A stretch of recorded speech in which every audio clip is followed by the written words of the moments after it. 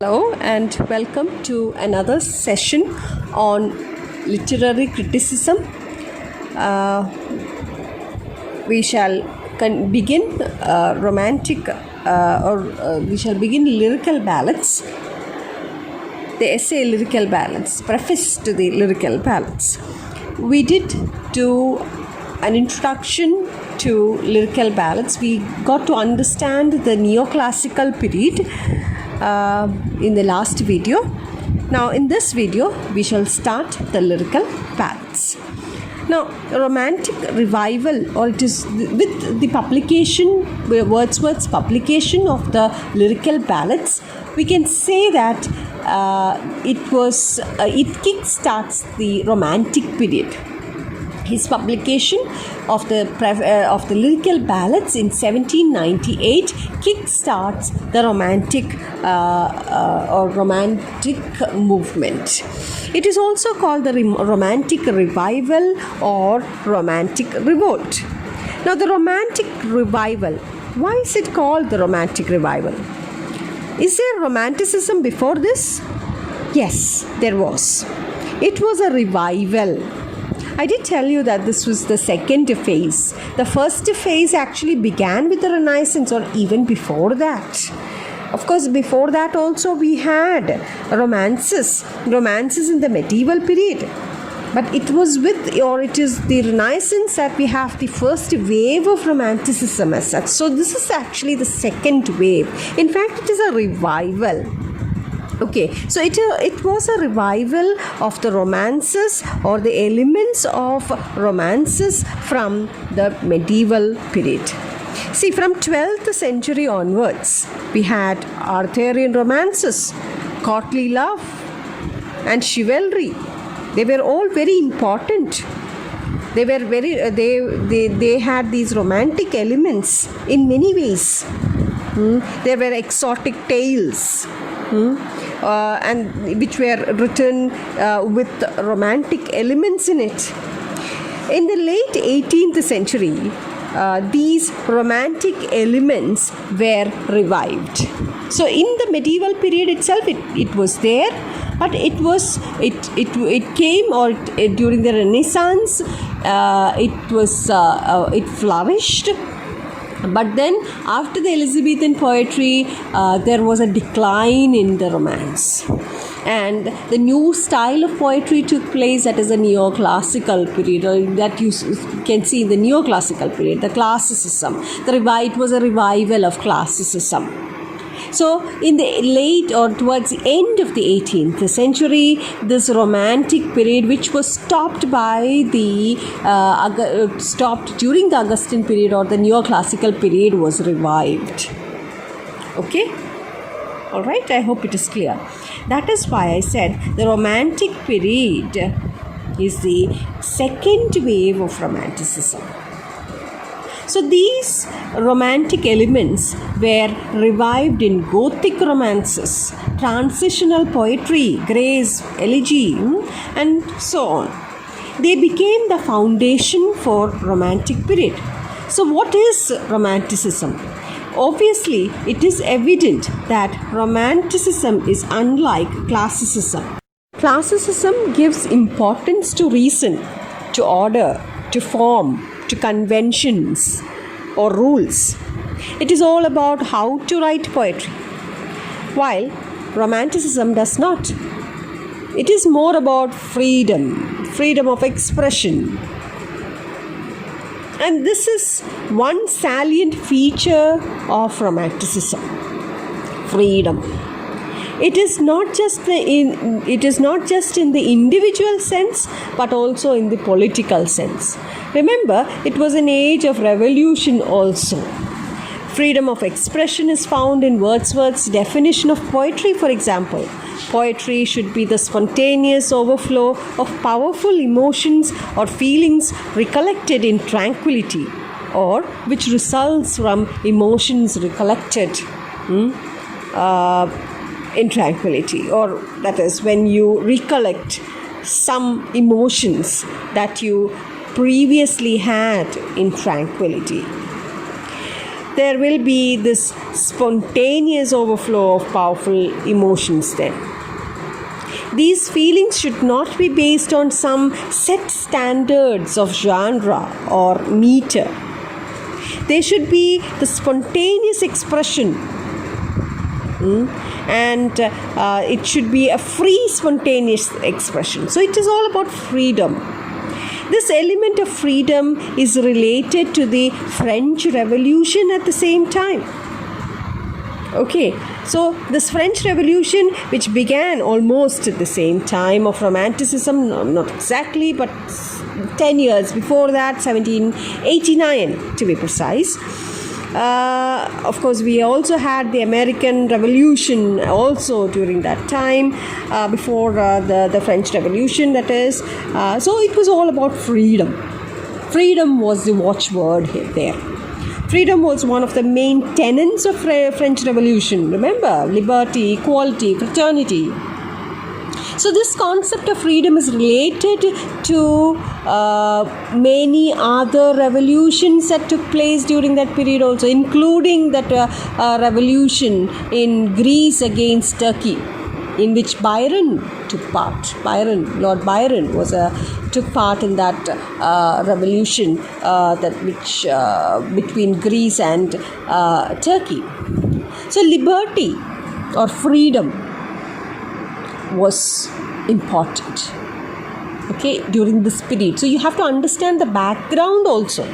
In order to understand the movement, you have to have a clear understanding of the background also. Liberty of the common man, again. What was the freedom here? What was French Revolution about? French Revolution was about equality, about liberty, about fraternity, where everybody was to be considered equal. There is no rich-poor divide. Equality. Okay, so liberty of the common man, equality of all men, no rich-poor divide. Fraternity of all men, everybody was equal. There was no difference between the nobles, the aristocrats, the first estate, the second estate, and the third estate. Remember that you studied those chapters that you studied in your history lessons, the first, second, and the third estates. So there, that fraternity means brotherhood, no division. So common man and rustic life became important at this time during the Romantic period. Rustic life is not just it's not just village life alone, it's the natural life. Of course, it is connected with village. Rustic life means natural life in communion with nature. So why is it that important? It is because natural life gives you better access to stronger emotions, stronger feelings, authenticity of feeling and emotions, passions. All these are very strong when you are in close connection with nature, because you live in harmony with nature. Nature is not artificial. Nature is natural. So just like we learn from nature, so our lifestyle is simple as nature, not sophisticated.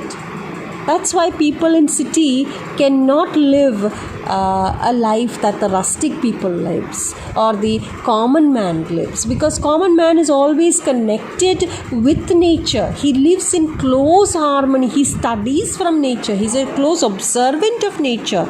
He studies from nature. So he lives a very simple and humble life. Okay. These are all important features of Romanticism. Here it's all about Wordsworth's feelings for nature.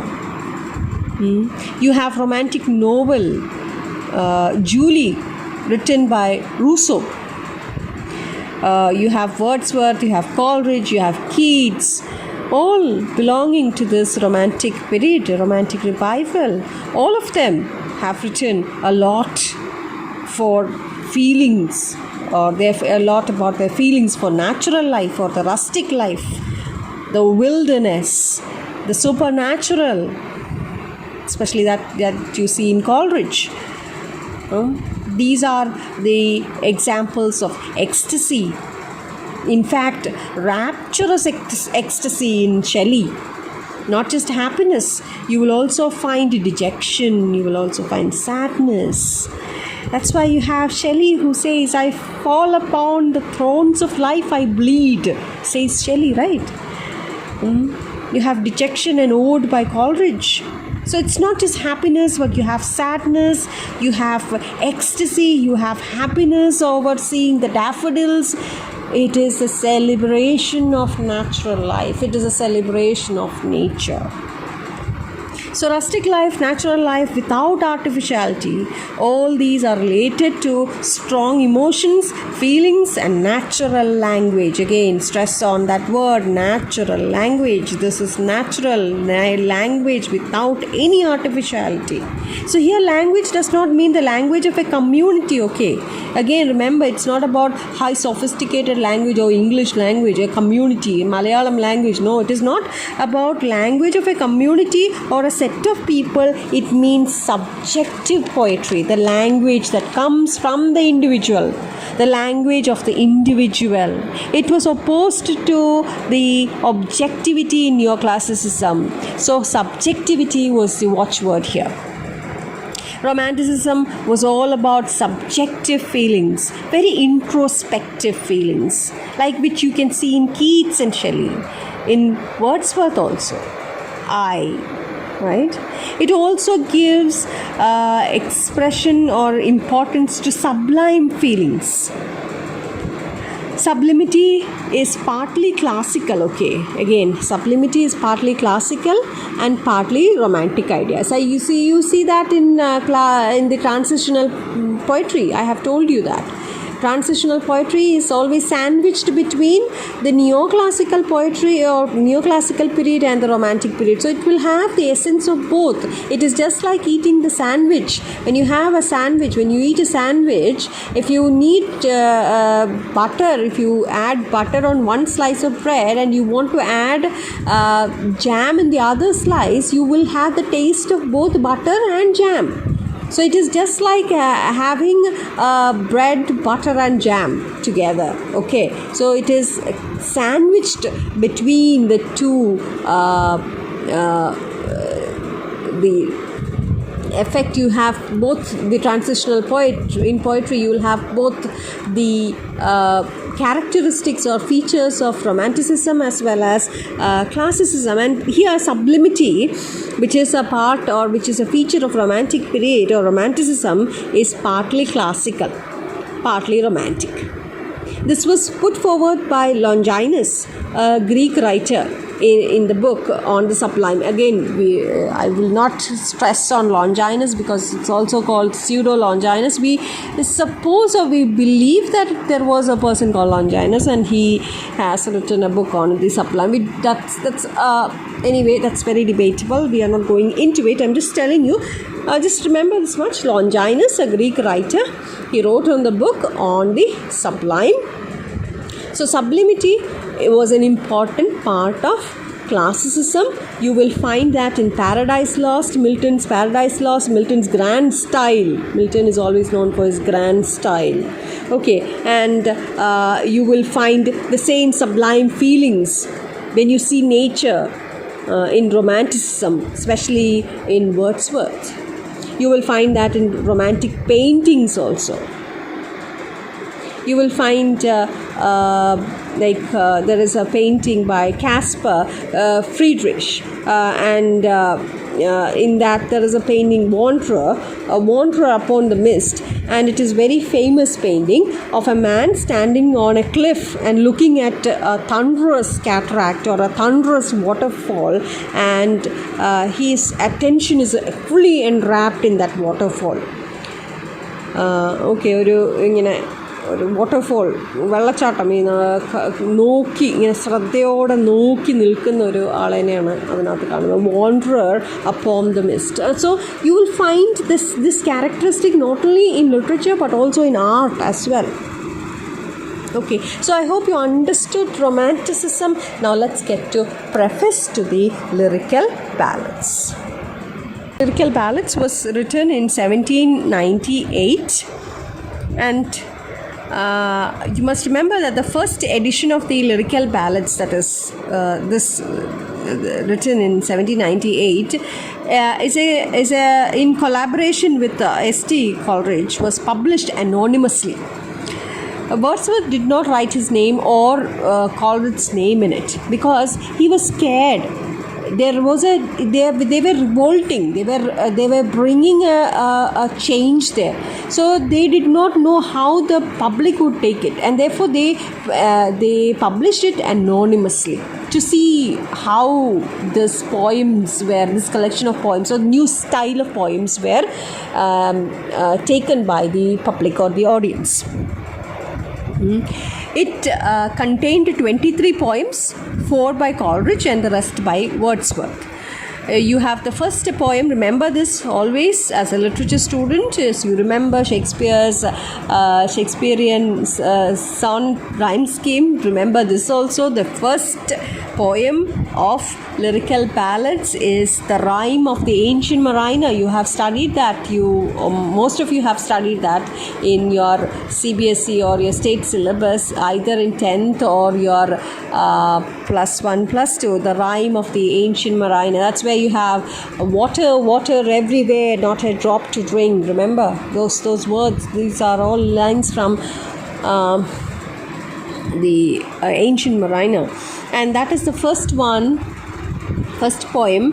And the last poem is lines written about Tintern Abbey, and that was the last in the edition. So this is the first edition in 1798.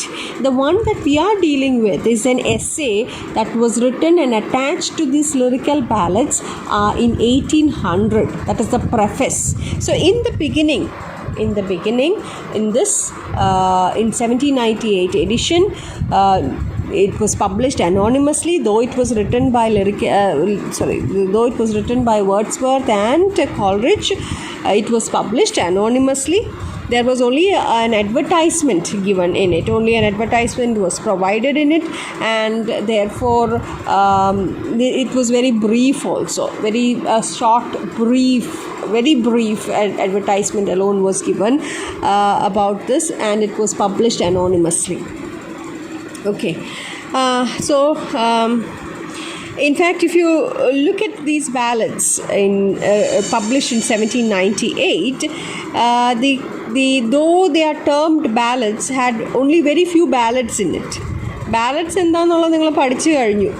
അതിനെപ്പറ്റി ഞാൻ കൂടുതൽ ഇവിടെ ഈ ക്ലാസ്സിൽ എടുക്കേണ്ട ആവശ്യമില്ല. We are running out of time also. Though it was termed ballads, they had only very few ballads. And you have like for instance Goody Blake, Harry Gill, The Idiot Boy, The Thorn were the real ballads. Wordsworth എഴുതിയതിൽ ആകെ balance എന്ന് പറയാൻ പറ്റുന്നത് ഇത്ര മാത്രമേ ഉള്ളൂ. Anyway ബാക്കിയൊക്കെ lyrics ആയിരുന്നു, പുതിയ സ്റ്റൈൽ ലിറിക്സാണ്. അപ്പം നിയോ ക്ലാസിക്കൽ പോയട്രിയിൽ കണ്ടിട്ടുള്ള സ്റ്റൈലിൽ നിന്നും ഭയങ്കരമായിട്ടും വ്യത്യാസമായ ഒരു ടൈപ്പ് പോയട്രിയാണ് ഇപ്പോൾ കാണുന്നത്. ഭയങ്കര വേരിയേഷനാണ് വരുന്നത്. അത് കാരണം കൊണ്ട് Wordsworth was scared how the public would take it, and therefore he published it anonymously. So the publication of Lyrical Ballads marked the break with the age of neoclassicism. That's very, very important. 1798, the year is very, very important. You have to remember the years. 17, you should not get confused with the years also. 1798, 1800, 1802, and 1815 also. You will have 1815 also. So in 1798, Lyrical Ballads was published. It was only a collection of poems. 1800 ആണ് നമ്മൾ പഠിക്കുന്ന preface to the Lyrical Ballads എന്ന് പറയുന്നത് 1800 ആണ്. അവിടെ തെറ്റിപ്പോകരുത്. Okay, നിങ്ങളെ confuse ചെയ്യുന്ന രീതിയിലായിരിക്കും ക്വസ്റ്റ്യൻ വരുന്നത്. Lyrical Ballads was written in the year, which year? 1798 ആണ്. പക്ഷേ preface to the Lyrical Ballads was written in the year 1800. അവിടെ തെറ്റി എഴുതരുത്. preface എഴുതിയിട്ടുള്ളത് 1800ലാണ്. Again and again I'm telling you, preface was written or preface was added in 1800. 1798 lyrical ballots ഒരു collection മാത്രമായിരുന്നു, ഒരു collection of poems മാത്രമായിരുന്നു. ഒരു advertisement ഉണ്ടായിരുന്നു ചെറുതായിട്ട്, വളരെ ചെറിയ ഒരു ബ്രീഫ് അഡ്വർടൈസ്മെൻറ്റ് മാത്രമേ കൊടുത്തിരുന്നുള്ളൂ. അനോണിമസ് ആയിട്ടാണത് പബ്ലിഷ് ചെയ്തത് 1798. അതിലാണ് നിയോ ക്ലാസിസിസം ബ്രേക്ക് ആവുന്നതും റൊമാൻറ്റിസിസം തുടങ്ങുന്നതും. So if the question is, Romanticism begins in the year 1798, but preface to the lyrical ballads, that is the essay that you are going to study, was written in 1800. Remember the years. Okay, then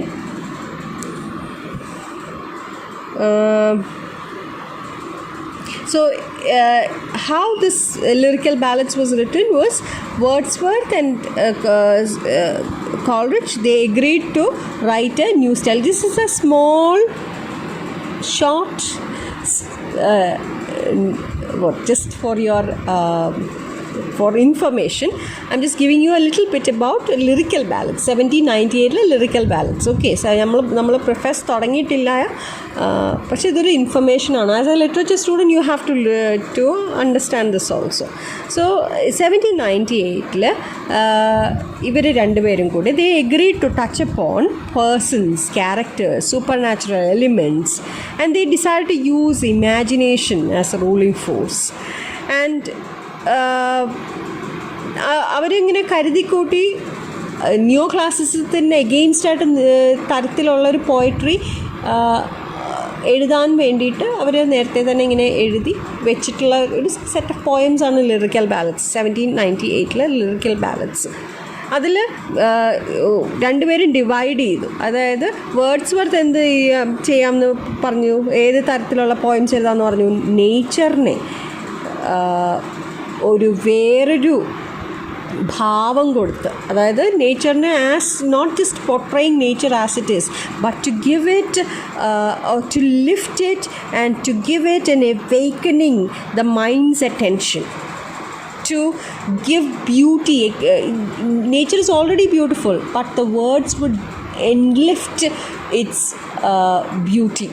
Through the words you will be able to feel and touch nature. So he was going to write poems based on nature, to give life to nature, whereas Coleridge would take persons, characters, supernatural elements. That was what Coleridge would do. Okay, so that's why you see such type in Christabel. In Coleridge's Christabel is like Kalyangattu Neeli type of poem. Okay, Christabel ശരിക്കും നല്ല രസമാണ്, വായിക്കാൻ പറ്റുകയാണെങ്കിൽ ഒന്ന് വായിച്ചു നോക്കൂ. ക്രിസ്റ്റബാൾ ഒരു കല്യങ്കാട്ട് Neeli style പോയമാണ്. അതേപോലെ തന്നെ ഈ rhyme of the ancient marine, അതിനകത്തൊരു ചെറിയൊരു സൂപ്പർ നാച്ചുറൽ എലിമെൻറ്റ് വരുന്നുണ്ട്, ഒരു ഹൊറർ പോലെ, ഡെത്തൊക്കെ വരുന്നത് ഒരു ഷിപ്പ് പോലെയാണ് വരുന്നത്. അതേപോലെ തന്നെ മൂൺ ലൈറ്റ് വരുമ്പോഴത്തേക്കും ഈ മരിച്ചുപോയ ആൾക്കാർ, ഷിപ്പിലുള്ളവരെല്ലാവരും മരിക്കുകയാണ്. Because of the sun they die. They are stranded and they die. Each one of them, they die because of thirst, and they die only because this man has killed, the mariner has killed the albatross, and then it's a curse and they die. All of them die, and then when the moon comes out, they get up. So you will have the Pirates of the Caribbean style there. Okay, so it's really good. Coleridge, Kubla Khan. So these are poems which has got supernatural elements in it. So that's what they decided. So one will touch upon the supernatural elements, one will touch upon nature. Okay, and they wrote this lyrical ballads. Okay, it was an experiment, and this experiment publish ചെയ്ത് കഴിഞ്ഞതിന് ശേഷം it was both well received and also criticised. അതുകൊണ്ടാണ് അവർ anonymous ആയിട്ട് പേര് വയ്ക്കാതെ അവർ ഈ poem publish ചെയ്തത്. Thus, it had a mixed feelings. The publication of lyrical ballads in 1798 marked the break with the age of neoclassicism. Okay, all right.